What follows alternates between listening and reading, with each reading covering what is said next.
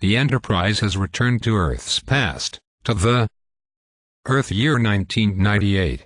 Our mission is to observe and document an obscure incident in Earth's history, the day that was called X-Day. Scientists and historians are not sure as to whether this event was real. Many say it was just a myth, others say it was just a silly death cult, yet a few say that the event did happen, and was just a joke. An excuse for certain unbalanced humans to gather and have a party. Spock, what do we have on this X-Day and this mysterious Bob of whom the records speak? Records of that era are incomplete. After the movement known as the Tea Party took over the United States, any documents that were considered unchristian was destroyed. But we do know that this X-Day was an apocalyptic event in a religion known as the Church of the Subgenius. Legend says it was created by a man named J.R. Bob Dobbs, and was based upon a vision this Bob had after he was working on his television.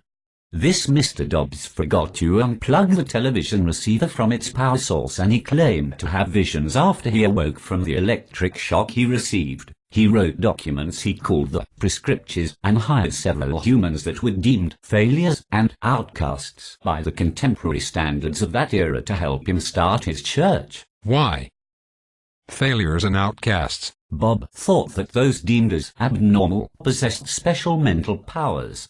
They were supposedly able to see the future and receive secret, forbidden knowledge from such sources as low-budget movies, certain musical groups, and by the ingestion of pork products. And this X-Day? The day called X-Day was to be the date, predicted by Bob, that an alien race called the Exists would land on Earth, and Bob would greet them, and all the people who had paid Bob the required cash tribute would be taken aboard the spacecraft, give alien sex goddesses, and allowed to destroy the remaining humans who had not paid their money. They called these humans Pinks. All right, so X-Day happened on July 5, 1998. But the human race was not destroyed until the Sarah-Palin Wars, when the United States tried to make the Pope Jewish. Apparently, there was some confusion as to which calendar that this 1998 was supposed to be based upon.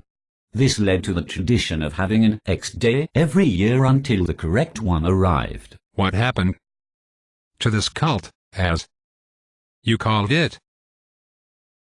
Unknown. One day, after one of the X-Days, the campground the Subgenius held their party at was empty, devoid of life. Just large numbers of empty alcoholic beverage containers and a large mountain of soiled prophylactics. It was assumed that they committed mass suicide, or just quit their cult and became normal citizens. Okay, let's prepare to beam down. Where is this X-Day being held? Records it was in western New York until their sacred grounds were defiled by Pinks. After that, it was moved to a place in central Ohio. Okay. Prepare a landing party full of those extras wearing the red shirts. Sir, they all quit last week. And central casting is 35 light-years away. The extras would never get here in time. We must then take the risk of using all the central characters on the landing party. Yes, sir. I will set the plywood computer to run the ship automatically. Yes. Remember those days when they thought that all computers needed to be made of silicon, and star drives had to be made out of exotic materials? Yes, they were foolish to ignore the untapped power of plywood, a substance they foolishly used to build houses and model railroads out of. Okay, everyone into the plywood turbo lift to the plywood transporter room.